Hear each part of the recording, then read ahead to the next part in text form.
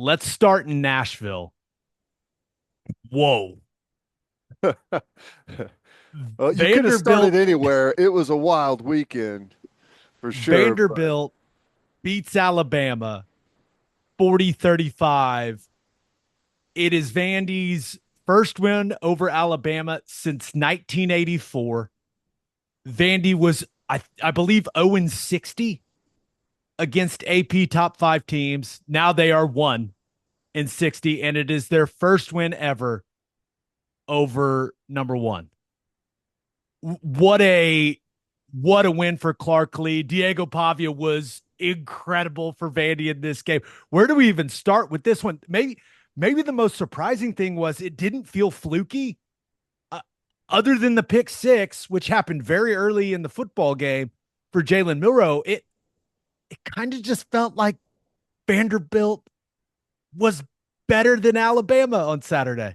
it did. It's crazy, and watched most of the game. What did Vanderbilt jump out? Was it 13-0 that they jumped out to? Right. Yeah. Yeah. Went So they right had down to the leave. field and scored and then had the pick six. Yeah. So it was like, okay, jumped out early. They're going to play a good half of football, perhaps, but Alabama's clearly going to reel this thing in and blow them out the second half. And they kept scoring, they kept moving the ball, they kept getting stops. You're right. It's like they're if they would have been wearing two different jerseys instead of what we know Vanderbilt as and what we know Alabama as, Vanderbilt would have looked like the better football team for 4 quarters. It was Milroe got sacked and fumbled, and Vandy cashed it in to go up 40-28. I think there was about 5 minutes to go in the game at that point, and that's when it started to feel very real. Yeah. That's when I was sitting on my couch going, Vanderbilt's about to beat Alabama. Yep. Like time is running out for the Tide, and it was incredibly impressive that they pulled it off. And I'm not sure there's a guy that's more important to his team in all of college football than Diego Pavia. That dude is so fun to watch. That post game interview was incredible. He is Ted. That guy is an absolute baller. I mean, Yes, he is. 16 for 20, 252, 2 touchdowns, no interceptions. That play on the 4th and 1 where he's just buying time and then just rips it down the field for that touchdown. I, he was the best quarterback on the field. He was fantastic. He was great. Now, we've seen flashes from Vandy this year that they're a solid football team. They had that big opening weekend win.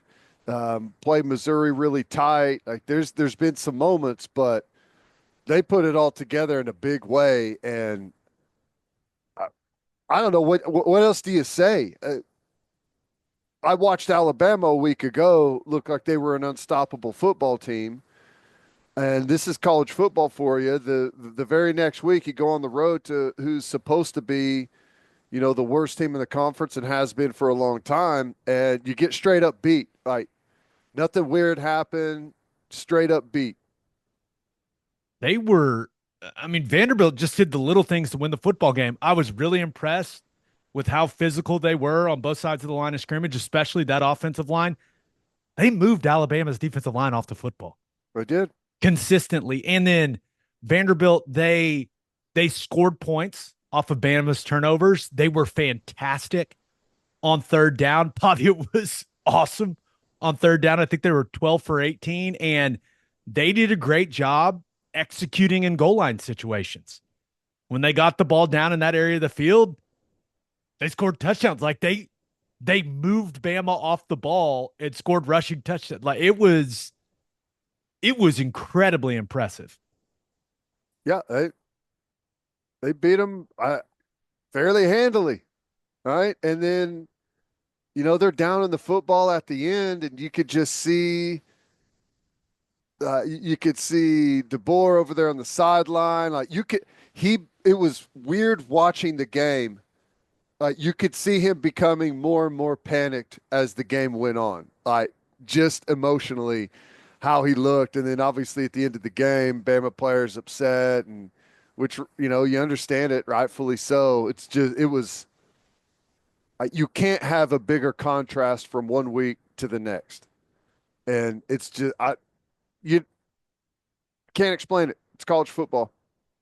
Malachi Moore, the clip of him going around Twitter, the man lost it. Did you see him go and kick the football? Oh, yeah. Oh, yeah. Meltdown. Total Just meltdown. complete meltdown. And I never thought I'd see Alabama lose to Vanderbilt. No. And credit to Clark Lee, credit to that entire staff, credit to those players. Man, it was clear they came out, they put that first drive together, and that looked like a group that believed they could go and win the football game. Now, Ryan Williams still had his handful of ridiculous plays where you go, oh my gosh, this guy is so good.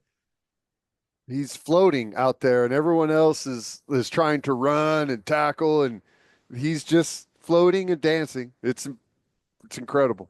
He's so, and this may sound strange, he's so elegant on the football field. Yeah, It's like a ballerina, like an elite ballerina with this body control. But he had his couple of ridiculous plays, and it still wasn't enough. I I mean, know. time of possession in this game, 42 minutes to 18 for You, Vandy. you're seeing this in some of these games, like with these really good offenses. Teams are slowing it down, grinding it, but you can't just stand there and dribble the basketball, right? This isn't high school. Like you have to be able to move the ball, run it effectively, efficiently, in order to have the time of possession look like that. You can't just stand there with it. So that's what's the most impressive is Vanderbilt finding ways to move the ball and have these drives and you know keep Alabama guessing. The play calling was excellent. They came up with big plays when they needed it, but were able to run it for 3, 4, 5 yards pretty consistently. Bama's defense at the end of the game needed to get a stop, needed to get the ball back to Jalen Milroe in that offense, and Couldn't do it. couldn't get off the field. And credit to Vanderbilt. The last thing about this game, whoever decided to put Nick Saban on the big board, saying the only place that's not hard to play in the SEC is Vanderbilt, as they were storming the field, that person deserves a raise. Oh That man. was that was. I mean, that is the best of college football right there. That was He said it fantastic. at OU Stadium, right? Isn't that where that clip was from? I believe so. Yeah, that's funny. Yeah, that was wild. Dumping the Gatorade on Clark Lee. I'm watching it right now. The just the pandemonium. You love it, man. It's wild. It's one of the craziest weekends in college football, and it just kept happening all day long. One game that wasn't crazy that I was hoping would be good. Missouri went to College Station and got smacked. 41-10. The Texas A&M Aggies win the football game, and it was a bludgeoning, From beginning to end. a whooping from beginning to end. This thing was over early. And Texas A&M was just better in every facet of the game. Just a much more physical football team at the point of attack. And I know there's some people out there saying, well, if they wouldn't have picked up that pass interference flag on the first drive of the game on the fourth down, then it would have been a completely different game. Come on, man. Come on. I mean, really? I don't know. As I look here, I see A&M ran it 36 times for 236 yards and 5 touchdowns. That doesn't seem to have anything to do with pass interference to me. They were just head and shoulders the better football team. Mm-hmm. I mean, that was a drubbing. And Missouri's offense, I thought Brady Cook's experience at quarterback could be the difference in the football game. I did not know Connor Wigman was going to play. Yeah. And I did not know that he was going to play the game of his life. Guy looked incredible, was just slinging it all over the place, had all day in the pocket back there. Their offensive line, they just played a hell of a football game. But Missouri's offense was just overwhelmed by that A&M defense, especially in the first half. Their possessions in the first half, turnover on downs, punt, punt, punt, punt, end of half. Brutal. Very little success running the ball. Missouri's offense just could not get anything going in the first half of this football game. Really couldn't get anything going the entire game. Said this was a one-sided affair in College Station. Yeah. 6 sacks. A&M got to cook a ton of times. Like you said, had all time to throw the ball whenever they were on offense. Missouri couldn't generate a whole lot of pressure. A&M ran the ball really well. Like I said, 36 for 236, had, a couple of really long runs in there. Missouri couldn't run the ball at all. 30 carries for 68 yards, and a lot of those sacks end up being factored in on some of that as well. But it was wild. Yeah, Brady Cook was 13 to 31. Didn't have a lot of places to go with the ball. Really inefficient. That's not how they typically operate. And it's funny going back and reading all the things leading up to the game, and then like the blanket story is just crazy.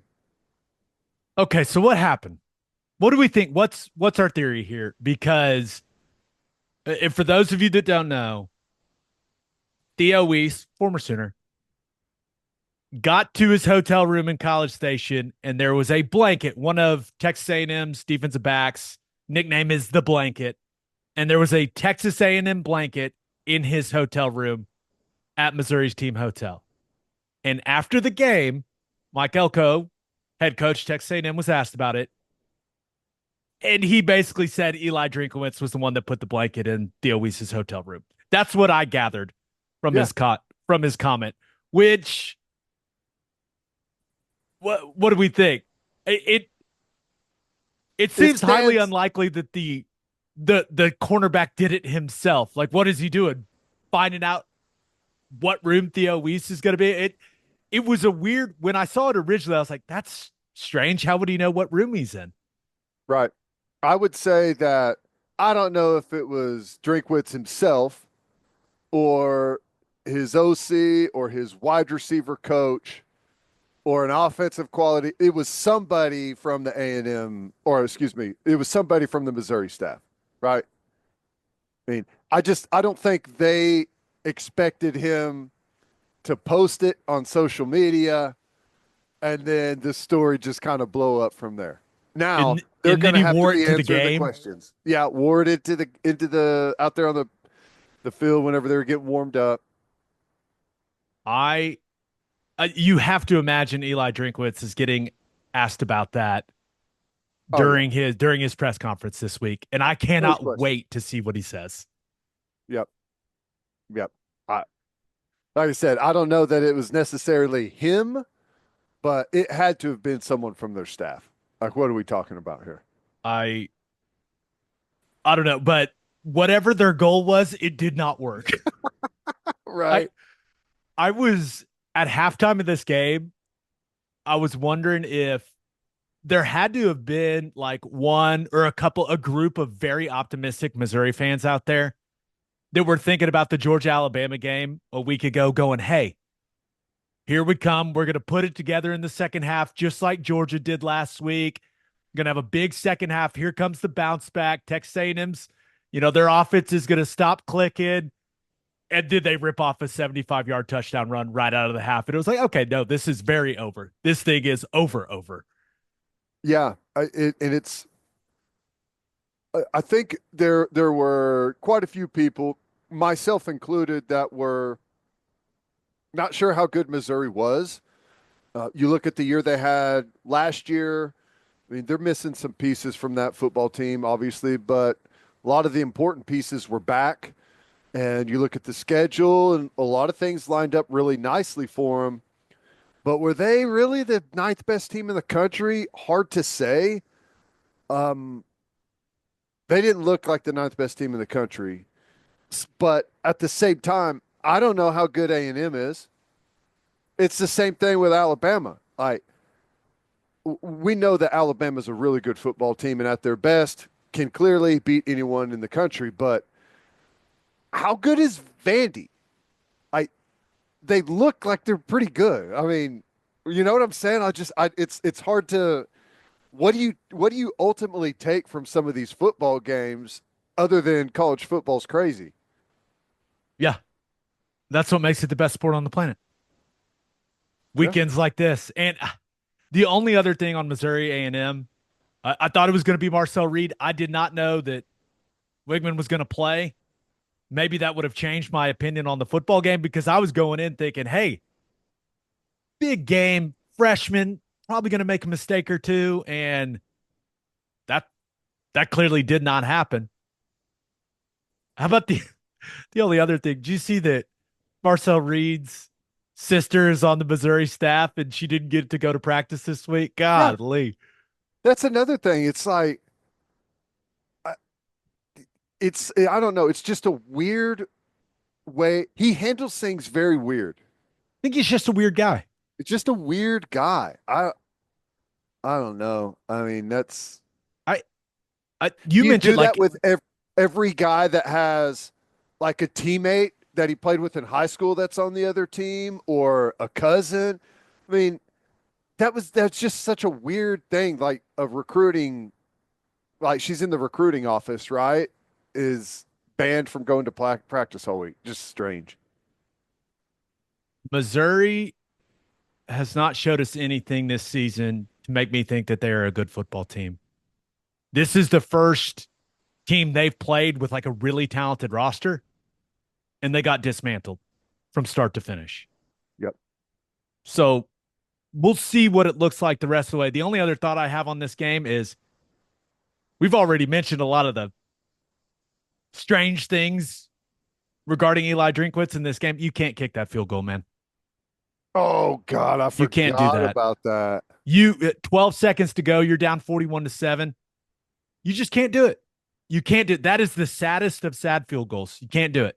I agree. I don't I care how it agree. affected people's over under bets. You just, as a head football coach, you have to give your offense a chance to try to score a touchdown. You can't kick that field goal there.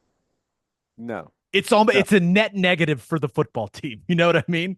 For everyone. I mean, and you could see Elko's response to it over on the sideline. They zoomed in on him immediately, and I will not say some of the things that he was saying, but you almost like if you're A&M, it's like you're mad that they're kicking the field goal because come on, let's see if you can get into the end zone again, see if you can earn it, and they don't. But it's like the ultimate bow down to your opponent at that moment, isn't it? That's crazy. I Ted, I hate that Texas A&M has a football coach. I know it. I told everyone. I used to tell Tyler that I do my radio show with every day whenever he kept like making fun of Jimbo and hoping that they're going to fire him. I was like, dude, you do not want that. You do not. And I know they probably won't get the hire right, but what if they do? And I think they did. They got a no nonsense, a football guy, not a talker. He's about it. And I really like what he's done there. Defense is solid. Went to bat for his quarterback in his presser after the game, too. Was pretty fired up. Uh, Team's getting better. Defense is legit. I I think Texas A&M has themselves a football coach. Quite unfortunate. And they're going to be a tough. How good are they? Again, just like everyone else, I hard to don't know. know. But it looks like pretty much everyone in this conference is. You can't check any boxes this year anywhere. Just say that this is a win. This is a win. You can't do it. You have to earn every single one of them, including against Vanderbilt, obviously. And you got to earn it against Arkansas. Yep. The Tennessee Volunteers coming off the bye week, just floating through the bye, riding the high of winning in Norman, and they go to Arkansas and get knocked off 19-14. And Arkansas I thought they did a really good job of controlling the line of scrimmage, especially in the first half of this football game. Just completely dominated time of possession. You look at that first half. I thought that they were the better team at the line of scrimmage, dominated time of possession, but they only had a 3-0 lead to show for it. And I kind of looked at it and go, man, remember they turned it over on downs twice. On 4th and 1, they missed a field goal.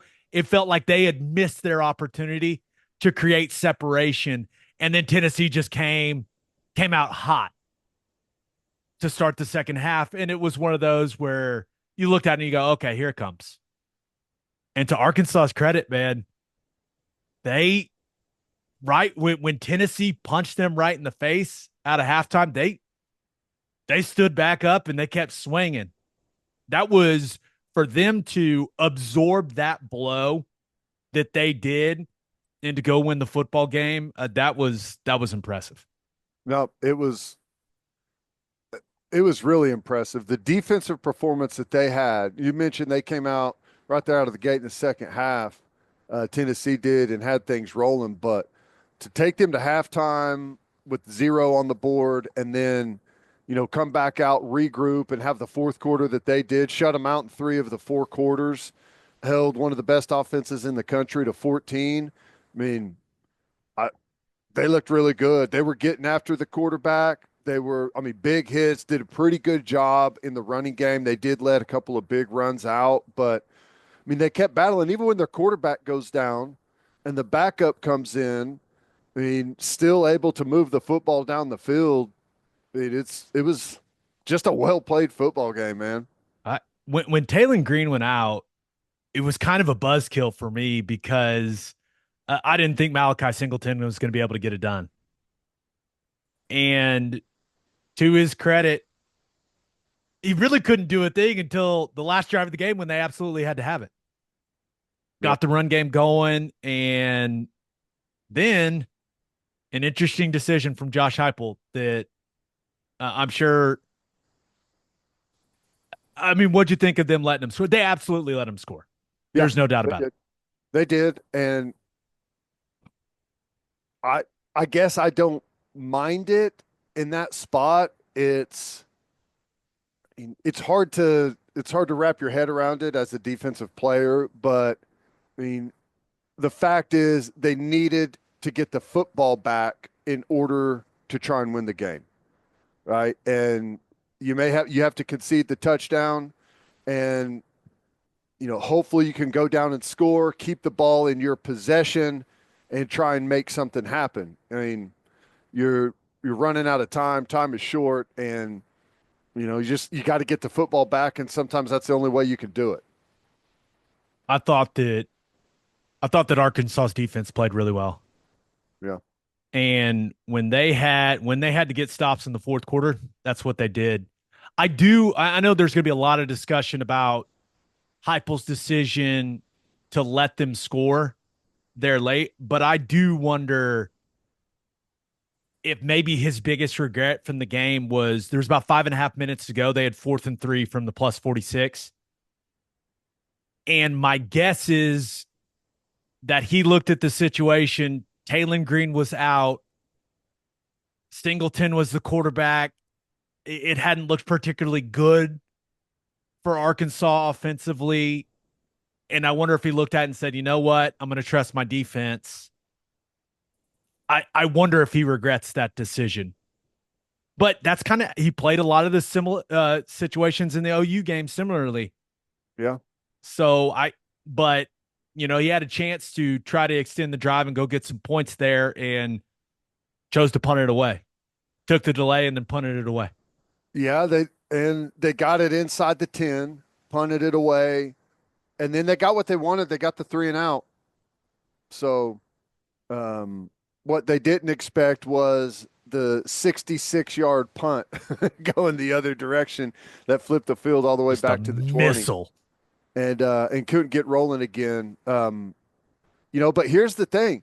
They they still had a chance, and they don't it's a small chance, but you're in range, you're throwing it into the end zone, and I don't know, you run out of bounds there at the to end the game. What's going on? Dude. throw it What was over your that? head, do whatever you, I mean, I You I got to throw remember the Milton football. doing that a couple years ago at the end of a football game on a fourth down.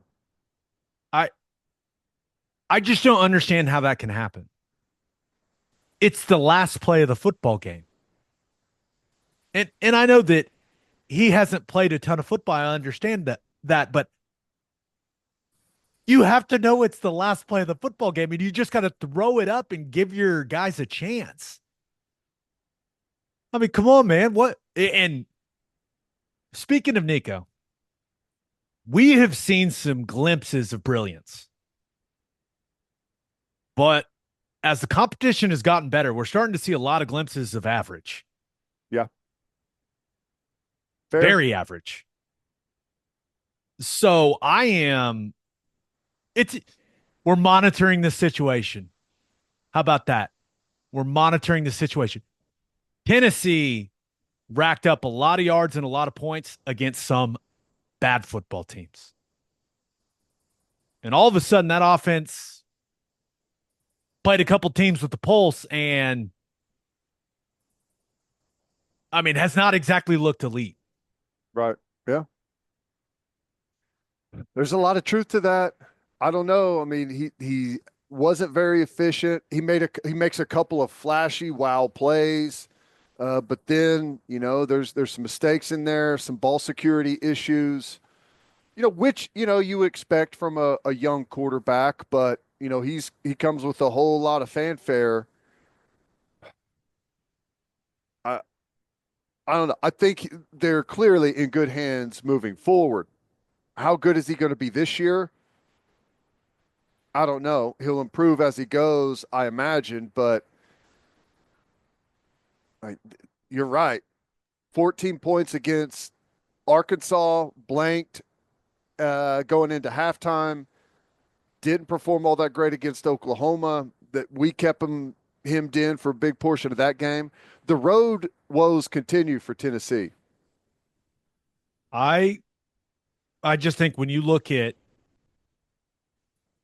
the way that offense was being talked about just a couple weeks ago, and I think it's a good offense, I really do. But 2 weeks to prepare against that Arkansas defense, and you go and score 14 points, that that's just not good enough. So it's just something to monitor. I'm not saying they're frauds. I'm just saying when is Tennessee's offense going to put together a performance against a good football team where we go, okay, look at that group roll now. It just because it really hadn't happened. No. Um, and the rest of their schedule, they've got Florida this week at home.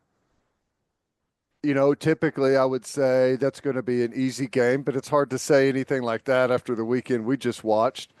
Then they've got Alabama at home the week after that. Kentucky, that's going to be a difficult game. Kentucky's got a good defense. They still have to go to Georgia.